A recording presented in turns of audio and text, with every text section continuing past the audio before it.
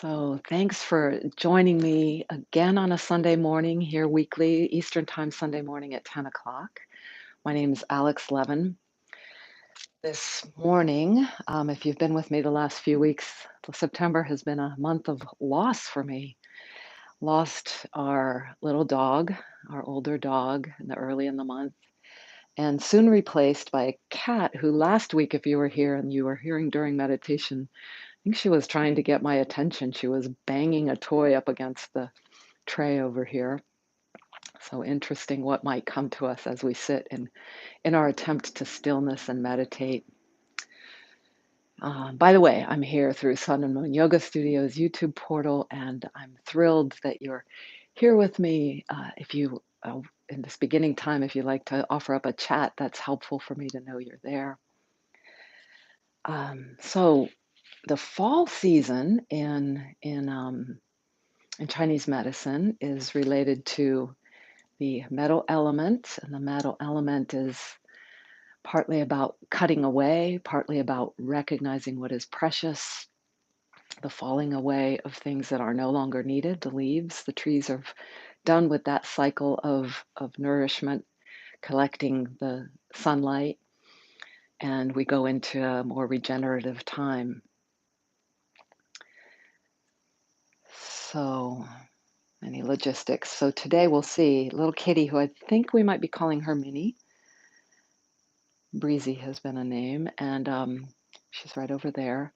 We'll see how she joins us today. Hope maybe you'll see her walk across the screen. I'm thinking about how meditation is a full stop. So often I have been talking these weeks that I've been with these almost going on years now, months, doing this streaming about how we meet the voices and sensations and all that come to us. And this is an important part. That is the part, the half that is the doing, the being, the always becoming. The meditation part is the quieter, listening, receptive, sitting, getting still to the degree possible. And it is a part that is, I was trying to remember this morning while I was walking how Adyashanti talked about it. He said all creation in our minds and all that moves and changes will constantly call to us, will bang on the edges of our brain, on every door possible. And the quiet, the wholeness, the all, the sum of everything, the divine, whatever words you give to it, which already when you give it a word, you've divided it up in a sense. But it's pointing to that which we all know, hopefully have taste of. I believe we do. We know it. It's home. It's home. It's our essence. And that, it's just there. It doesn't even whisper an invitation. It is simply there.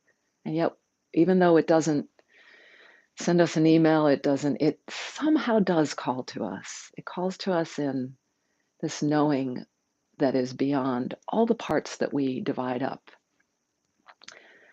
Our bodies, our time, our location, our breakfast, our coffee, whatever it is, all those. And the whole would not be it without all of those and without all the change that's happening. So I find, and I think you might agree with me, that to stop, to pause, and to get quiet enough to listen for that level, that essence of us, it doesn't come as readily. And part of that is this term you may hear often. I think it's called our brains have negative bias for what we need to watch for, to attend to, and that's so important. And so it's we're called in a different way, right? I think there is a calling. Yeah, I would amend that. There is a way that it calls to us, calling home, or our beloved beckons us, as Rumi often speaks of.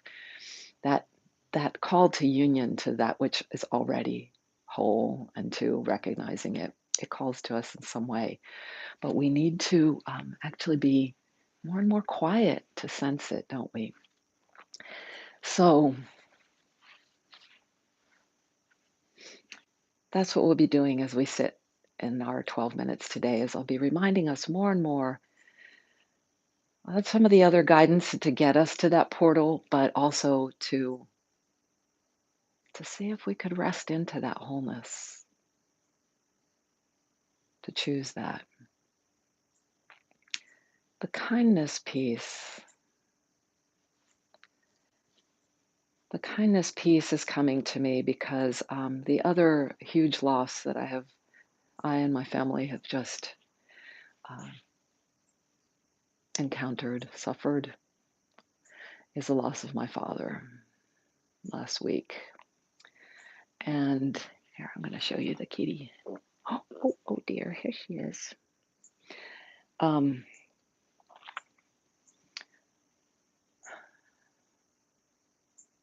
Something about him out as in a massive, massive dose of kindness, just a infinite well, it seems, of kindness that he had to offer always, and joy.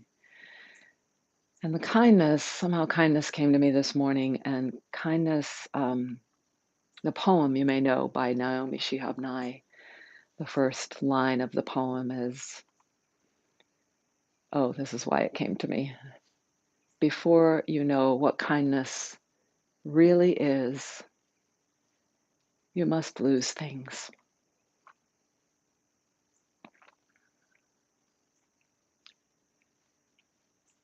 My dad, in early in his life, he lost things in Europe in the beginnings of the Second World War as a 3-year-old. And perhaps that was a major element in cultivating the profound and seemingly boundless kindness that he had to give, lived, exuded.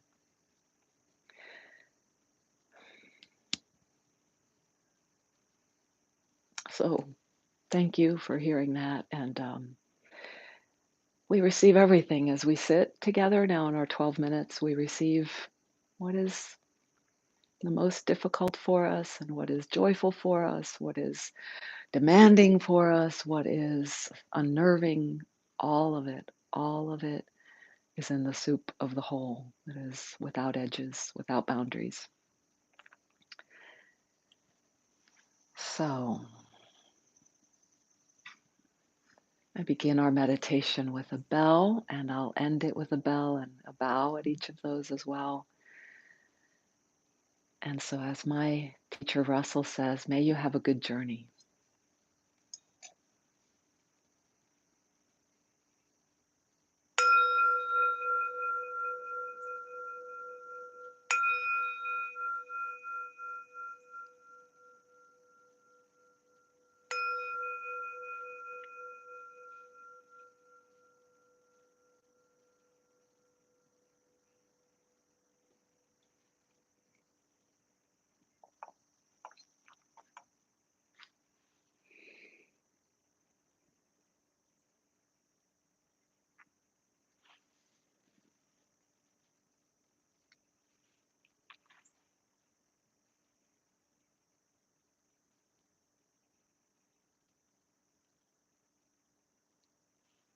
Perhaps as I spoke, you already were attending to your seat, to your posture.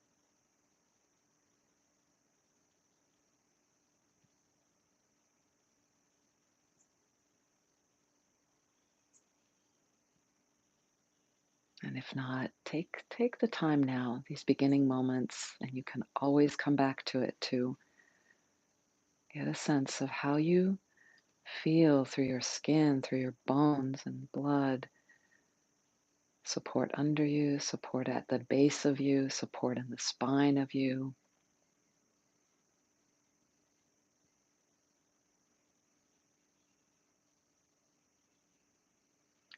Find that gravitational downward force that roots you into your place right here and into your own being inside of yourself.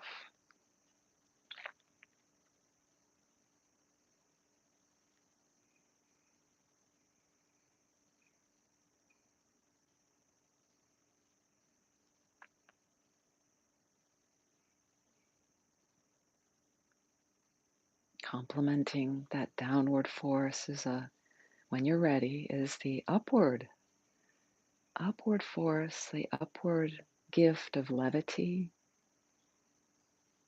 And together, this vertical tension,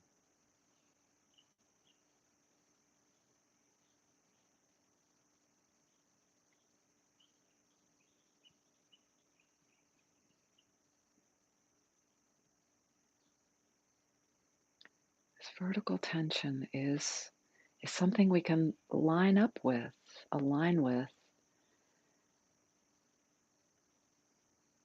it's something we feel through our bodies, this miraculous body.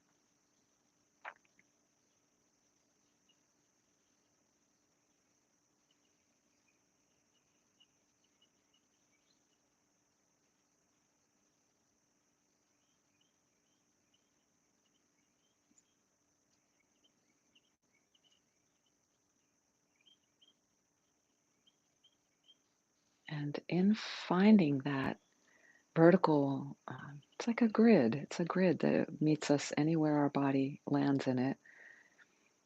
Can actually start to let go of some of our efforts at uprightness and feel how this earth field,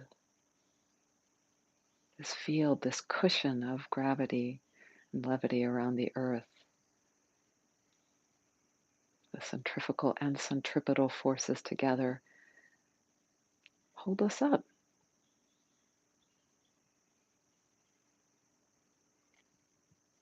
And you can start to relax more, just not even by intending it,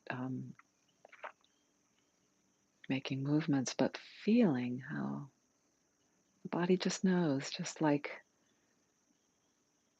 a baby that feels safe, an animal that feels safe, relaxes.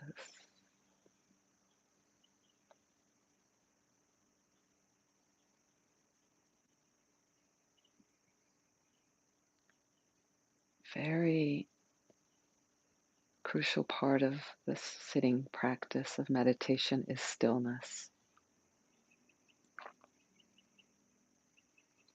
Not a rigid stillness, not a making yourself be still,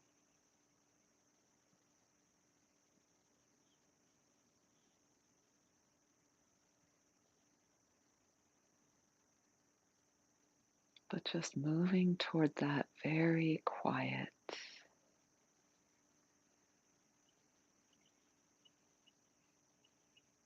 Tuning into the breath can help us be in wonder and curiosity of the stillness. So the breath and the heart and the nerve impulses, they don't stop.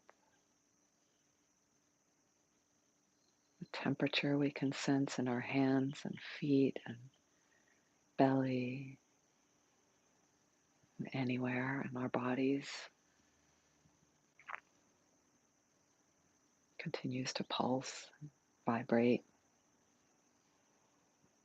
flow.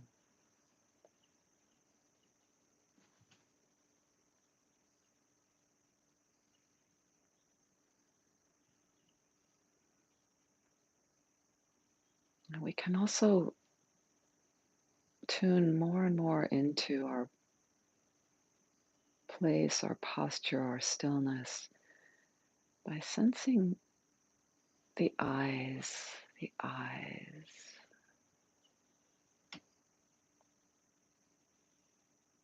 You may choose, as I do, to have the eyes slightly, barely open, just gazing downward, but so slightly open that it's almost just a blur what you see.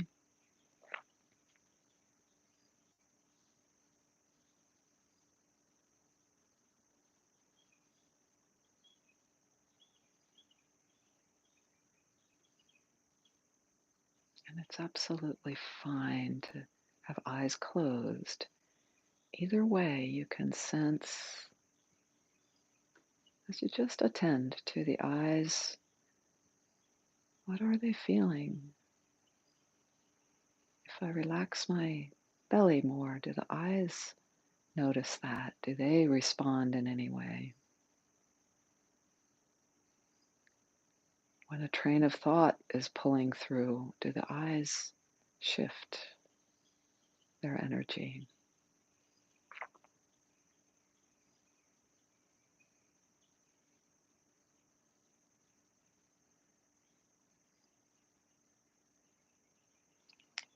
Attending this way, you may start to notice differences in the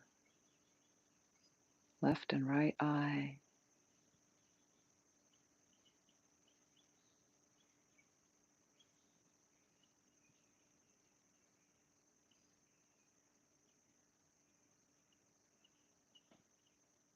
And the textures of the eyes as time passes, as they're observed.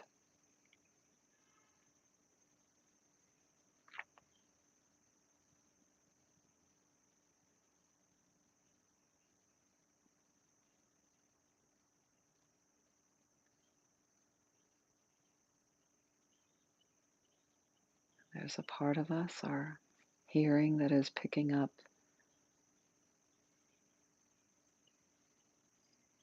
sound.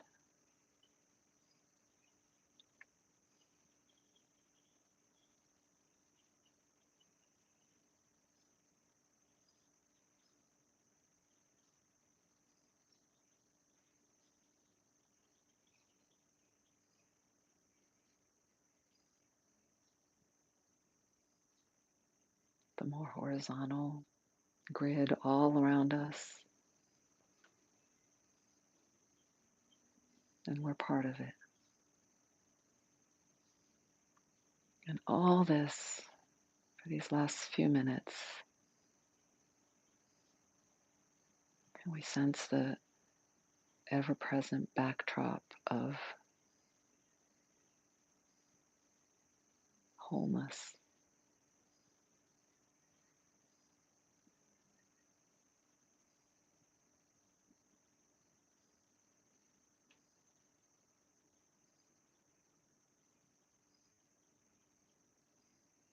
The never-changing canvas that life plays out on.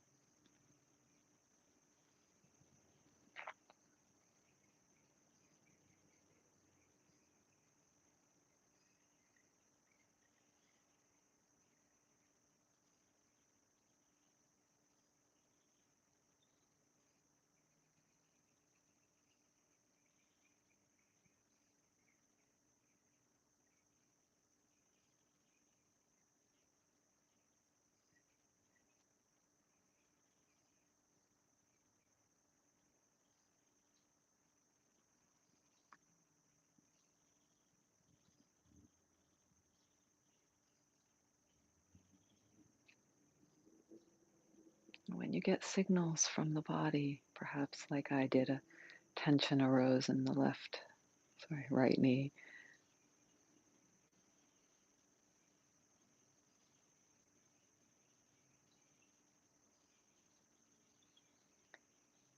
A portion of the beam of your attention can notice it. Include it in the wholeness. Perhaps it changes as you notice it.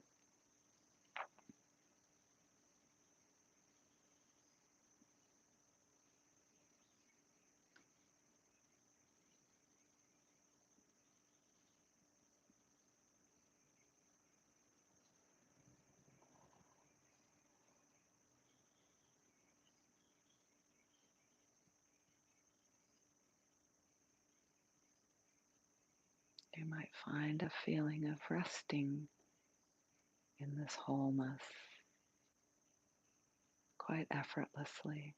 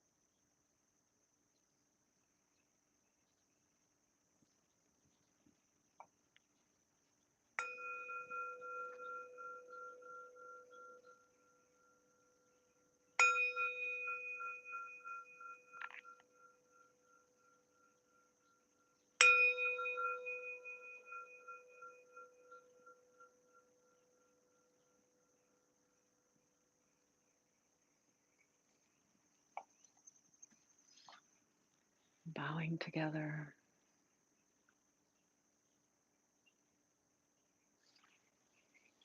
being conscious of the way this transition at the end of the practice feels and goes, and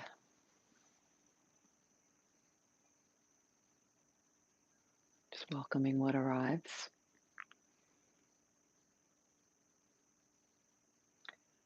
This pausing that our practice brings us is truly one of the most potent tools in how we relate to life and what life brings us, and to